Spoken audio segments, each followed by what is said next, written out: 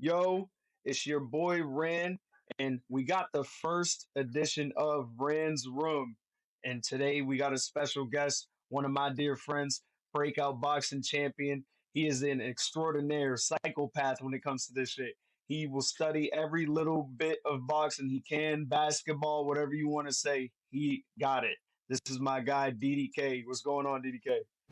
Yo, what's up, Ran? Shout out to Rams. We in the building. Talk to me. Yes, sir. We're here, man. Let's start with the basics, man. You got a fight lined up, Breakout '06 against a man from across the pond, May 17th, Baltimore, Maryland. Tell me your thoughts. I'm excited. I think that this is Breakout '06, the biggest breakout card to date. It's a huge stack card, and I'm just blessed to be in the position that I am on the card, and we're gonna go in there and do what we do best, and that's be victorious. And be victorious you have been so far. You've had your fight against Intrepid, you've had your fight against Visa, and then we had the almost fight with Alex Pineda. Yes, I sir. want to go into the details of that fight. I want you to just Yeah. talk to us a little bit about it because this is something that I'd say it kind of catapulted you into a little more limelight than you were at first, or at first comfortable with. Tight. Yeah, tight, So, tight, tell tight us for about sure. that fight with Alex Pineda. Tell us about it falling through. Tell us about the aftermath about it and how that led to this fight with Xavi. To be honest, it was something that Breakout had, well, I had brought to Breakout attention way earlier in camp. You know what I mean? And when I Yep. brought it to the attention, they was like, "Yeah, you're right." And so they actually had met with Pineda and told him, you know what I'm saying, what the rules of the road was gonna be. And sure enough, when the situation happened, he was kind of like in the corner, kind of like hiding behind Yep. like some heavy bags the whole time as guys is walking to and fro before events, getting taped up, warming up, doing this stuff, socializing, whatever. And he was just standing in the corner behind one bag. So some just told me like to walk over there. When I walked over there, I seen, you know what I'm saying, he had the same ones on that they told him that he couldn't put on. So Breakout was alerted and everything, and they went over there. He started getting into verbal disputes with Breakout, calling people out their name, cussing out people, saying he ain't doing it, etc., etc. So when he said he wasn't doing it, I went and I took my stuff off, and it was what it was. And then after the fact, of course, he tried to come about, but by that point, it was really on principle. But I guess when you talk about how it catapulted me to being the villain per se, this fight with Xavi was one of the main guys that was extremely vocal online about how I should have been this and that, and was really trying to, I guess, turn the public against me per se in his mind.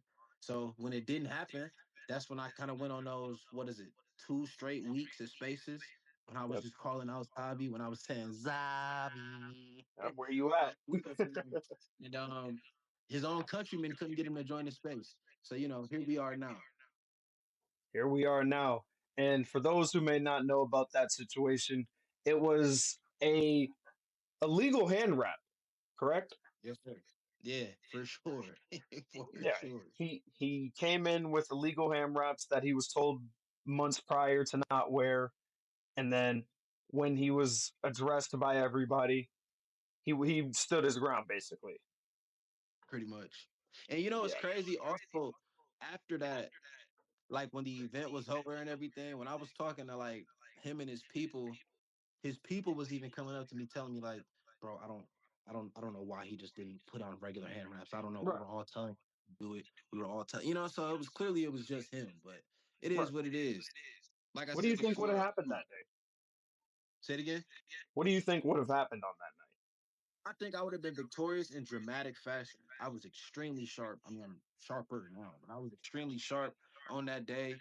And he was trying everything that he could in his power to not make sure that I could see his sparring or what he was doing. But I seen what he looked like. I seen him getting touched up by Diesel in the backyard. So, I knew what I was going to do.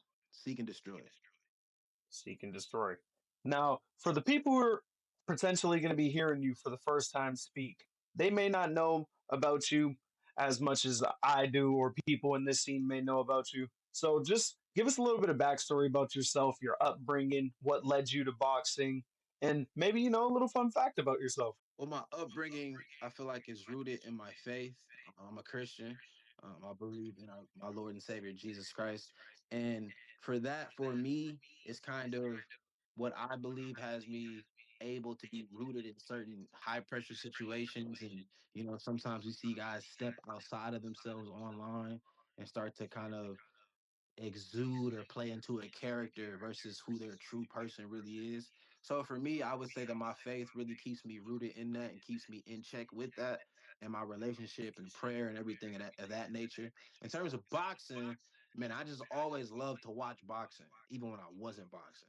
Like my family, my grandmother, huge Mayweather fan. We would turn on a Mayweather fight, invite everybody to the crib, and we all got wings and pizza and all type of stuff, and we watching the fights. So like Like a Super watching Bowl. boxing, watching boxing is something that's like not new to my family, Yeah. but me actually starting boxing was extremely new. And just through, dedicating myself to the sport day in and day out, going to the gym and studying film and doing things over and over and over again, I feel like I've gotten into a position that you see come May 17th. Absolutely. And as far as May 17th, what is it that you seek out to do? You say seek and destroy. You say you've done. We've seen you get the very fast knockout. It held for a very long time as Breakout's fastest knockout. We've seen you go out there 5 rounds and dominate, win on every scorecard, win all 5 rounds. What is it that you think you will do to the Brit? What is it I think I'll do to the Brit? I think I'll be victorious in dramatic fashion. I honestly think that I'm gonna stop Xavi, if I'm being real with you.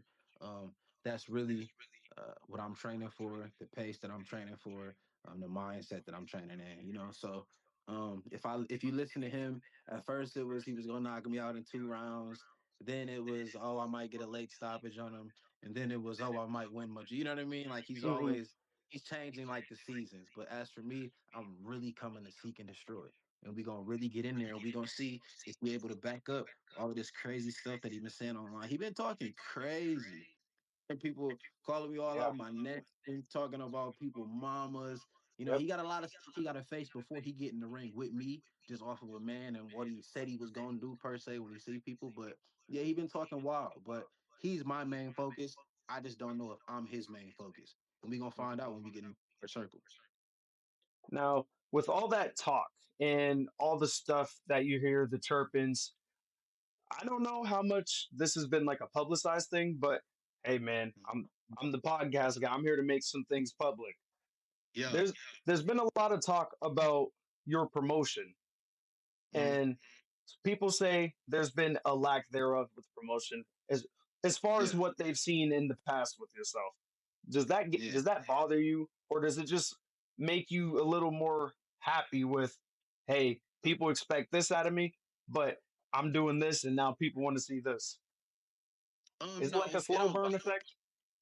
Nah, nah, I get what you're saying. Nah, it Mhm. don't bother me at all.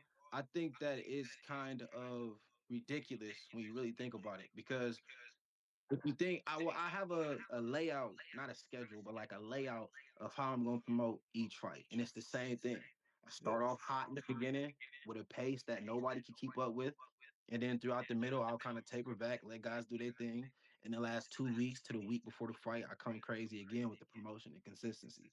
So really, if you just check my page, you'll see that I've already posted, I think, like 8 or 9 videos since the fight was announced. All high Yep. quality, all doing numbers, all consistent, which is more than honestly probably 98% of the card. But I feel like this last 2 to 3 weeks ish in terms of videos, because I still have been tweeting, but I kind of have taken a step back to kind of see what Zabi would bring to the table, and it's nothing other than just panic attacks and tripping behind the scenes to his friends. So, it kind of the chess move kind of played in my favor like I wanted it to, and here we are today. Got stuff dropping all week. And something that's confused me with all of it is like, as far as people saying, "Hey, you haven't done this, you haven't done that." You started off this event. We know it's the double main eventer, but you started off as the co-main, and now you're the main event. So how does any of that really make sense? Hey man, Rand, you and me asking all the same question, my friend.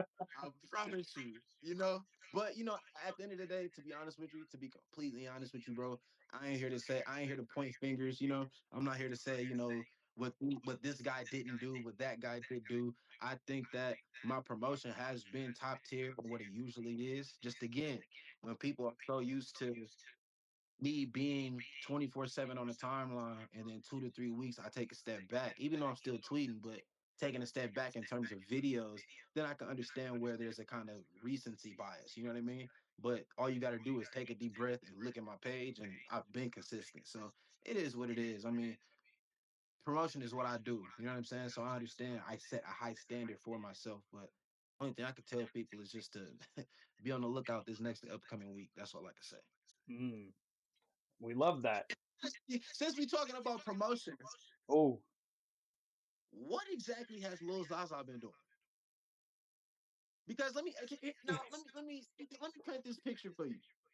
If people are saying that I'm not promoting per usual, whatever, what videos has Lil Zaza released in my little 2 week absence of video? You gotta think about it. mm, Me and Zay Castro, shout out Zay Castro, the star shout before out time. Zay Castro. We released, to my knowledge, the first ever collab video in the community. To the extent that we did it per se. Yep, Right after that, Lil Zaza did the same exact video with Slime. yep. So the picture that I'm painting here is it's clear as day who starts panicking when certain people take a step back. This is Mm, chess, not checkers. And the homies behind the scenes know, this is really chess, not checkers. So it is what it is, man. Everything is going according to plan. absolutely. Now, you said something earlier. You didn't use it in the context that I'm going to use it in, but I want to talk about big time promotion. And Mhm. we have the Holy Grail, Misfits. Of course, everybody would love to have a fight on Misfits, but I want to talk to you about that gateway to Misfits. It's been on the horizon. It's had its highlights, it's had its lowlights, it's had competition, but Mhm. as of most recently, the CFL. It's been Yeah, something that's been popping as of recently. Mans Taylor's been on board. All the guys around the Misfits team has been on board. And now they're starting to get involved with the scene that you fight right. in. What is your message to the CFL to let them know DDK is coming? Oh, my message is the same as it's been the first time when, I had certain conversations with them. I'm definitely ready. And if anybody is a creator that deserves a chance inside of that square circle on the next level, I feel like it's definitely me. As a breakout heavyweight champion, as somebody that represents breakout, as somebody that sports the banner of breakout, you know what I mean? I feel like I myself would be a very, very, very good fit in that CFL slot for sure. Absolutely. And is there any type of names that you would want you say creators? Is there any specifics? I don't know if there's anybody specific that I would fight on CFL. As for me, I just got a breakout hit list that that I'm looking to check off slowly. But if a CFL opportunity happens, usually you don't get certain guys that are in our side of the scene that go to CFL and fight guys that are from our side of the scene. You know what I Mm, mean? Usually they're fighting somebody that's like not on that misfits level, but they like right in between that misfits level and SCB yep, level. So correct. I really couldn't tell you a certain person that I would call out for a CFL fight. I'm just saying that when and if CFL does reach out, I'm definitely ready for my opportunity. But the only thing and the best thing that I can do from now until whenever that happens is to continue to produce content and really continue to handle business, which I will do on May 17th with my main focus is Lil Zaza. Absolutely. Now I'm going to throw you in for a little more, I wouldn't say negative question, but it To me, takes man. away Talk to me. from, yeah, sir. Talk to me. I want to know what has been the downsides of this whole training camp to you? What has been something that's either kept you stuck or maybe, it's just been a tough battle to overcome this entire camp? Talk to us about that. What would I say is something that's been a tough battle to overcome this camp? Well, I'll answer it this way. Each camp, I always challenge myself, find new ways to challenge myself, right? So if there's certain things that I may have been eating in one camp, on the next camp, I see if I can cut it out, if I perform different, right? If it was a certain amount of work that I wasn't doing to a certain level, and these few weeks here in the camp, the next camp, I'll try to capitalize, so on and so forth. So what I would say is just steadily finding different things in terms of diet and just in my life that I have gotten a lot more discipline throughout this camp with my focus on what the focus is, and just naturally finding a new discipline or finding more ways to challenge yourself. That in itself is a challenge in this camp. You know what I mean? So one For thing I sure. do like about this camp though is that it's exactly that, a challenge, really Mhm. pushing myself, sparring partners, pushing myself with the amount of rounds I'm sparring, pushing myself with the work I'm doing outside of the boxing gym, pushing myself with the study and the film study. I mean, right now, hold on, man. Hold on. As you can see, I had to Oh pause it. shit. I, I had to pause it because I didn't want it to be interrupting the interview. You know what I mean? But as you can see, I'm Nah. saying you see what I'm studying. I try to See tell what you I'm guys, the studying. man is a psychopath. I can't make these After I things get up. done, after I get done watching that, I'm gonna turn on his sparring where he got beat up by Anton 2 rounds. But anyways, yeah, man, that's what I'm saying. Just this camp, I would say the most challenging thing is just finding new challenges and ways to really push myself. For sure. Not in that it's hard to find that, but just in sticking with that and powering Yeah, through it to push myself to another level, physically, mentally, spiritually, all of that. for sure. I want to talk to you now about your former opponent, Isa. He's also Yes, fighting a Brit. He's someone who you shared the ring with for 10 minutes. What are your thoughts about his fight? And do you want to talk, if you feel, like talking about the fight in the past, feel free. I feel like the Isa versus Anton fight is a good fight. I feel like it's a good fight because they fight the exact same. Honestly, to me, Hmm. when you study the game and everything like that. Now, when you look at it, Anton is just a smaller version of Isa. And Isa essentially is a bigger version of Anton. They are they are different in certain areas. A little sharper here. They do this different, but for the most part, they're really the same fighter, just in a different body.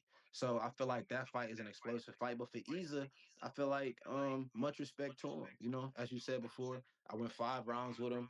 I wanted to stay in there with somebody that was a threat and really show people a skill set over 5 rounds. And since then, I can say that he's definitely improved.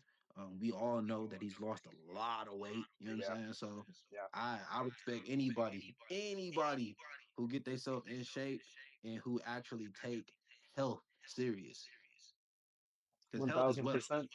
Health is wealth. And as we talk about that fight, of course, we have a stacked card coming up with next week. Yeah, I want to yeah. know some of your favorites. What fights really pique your interest? And is there anybody you're looking out for? A couple fights that pique my interest. Let me think. Let me think. Let me think. Well, I'm definitely excited to see Zay versus Ooh, I'm definitely excited to see Zay versus other dude for sure. The man. rematch, the rematch for sure. I think that's gonna be crazy. I think Zay Oh, yeah. definitely come out. Um, Fireworks. okay, what else? What else? Divine. I'm excited to Oh, see my yeah. boy Divine. You know what I'm saying? He fighting for gold. I'm excited for that. I'm excited to see my boy Yale and my boy Yep. Zach. Yep. That's gonna be a great fight. You know what I mean? Like it's a lot of fights on the card that I'm really excited to see for sure. Oh, yeah. No, we also know, well, I don't know how many people do know this, but back in your time before boxing, he was heavy into basketball. Yeah. So tell us where that upbringing was and what was the Bucket. inspiration behind Ain't basketball. nobody in SCB. Ain't nobody in SCB take me 1-on-1. I'm saying Ooh, this right now on camera. Can't nobody in ooh. SCB check DDK 1-on-1 in a game of basketball. Not gonna do it. But to answer your question, Brand, um, I would say I started off hooping. I started off hooping when I Mm. was like fifth grade, for real, if we being honest. I just never really got into the AAU circuit because, like I said before, with church and everything, my pops wasn't going. You know what I'm saying? He wouldn't let you do the AAU tournaments on the weekends, and he Hell wasn't going no, for too nothing. expensive. So for me, not even no, not even too expensive because he definitely had the chicken. It was just Okay. missing church. It's missing church. That's Oh it. yeah, Sundays. You know what I'm saying? Tournaments on So Sundays. for him on Sundays, well, for me, honestly, that's what I was talking about being rooted in. Back then, it's like, yo, you're not missing Sunday service, church, to be somewhere playing basketball, bro. Yep. No. You know what I'm Right. saying? So I never got to experience the AAU circuit, but playing throughout high school and just, different camps and things of that nature that I was training in coming up, like basketball was definitely for sure my first love before I met boxing. Absolutely. Now, as we wrap this thing up a little bit, I want to know your last words to your opponent. Xavi, I hope you're ready. I really do.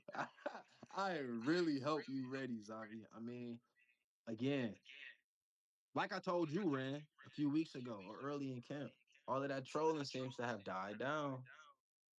All of that talking Yeah. crazy seems to have slowed down. Yeah. It's kind of like we getting a little closer to reality. You know what I mean? So it is what it is. Lil Zaza, I'm gonna see you May 17th, and I hope you ready because I know what I'm doing. I know what I'm doing. Thank you, man. Let these people know where they can find you out on socials.